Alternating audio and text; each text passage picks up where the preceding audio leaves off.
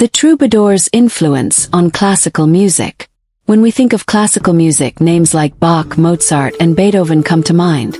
But what if I told you that the roots of Western classical music stretch back even further, to the wandering poets of the Middle Ages known as the troubadours? These medieval musicians didn't just sing of courtly love and chivalry.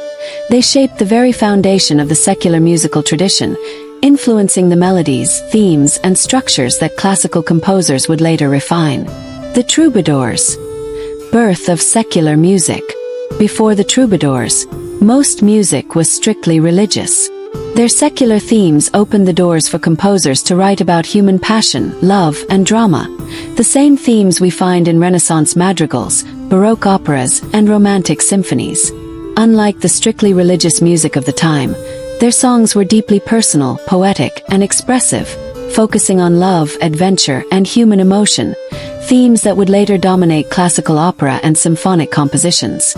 Influence on opera and song forms.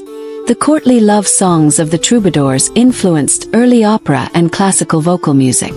Without them, there might be no Mozart's The Magic Flute or Wagner's Tristan und Isolde. Both works were deeply inspired by the ideals of medieval romance. Even today, modern classical compositions often incorporate medieval harmonies, proving that the troubadours' legacy is far from forgotten. The poets who shaped music. The troubadours weren't just poets, they were pioneers. They gave music a human voice that spoke of passion, longing, and the complexities of love. Their melodies set the stage for centuries of musical innovation, inspiring the foundation of classical music as we know it today. So, the next time you hear a sweeping orchestral piece or an operatic aria, remember, it all began with the troubadours, the first great songwriters of the Western world.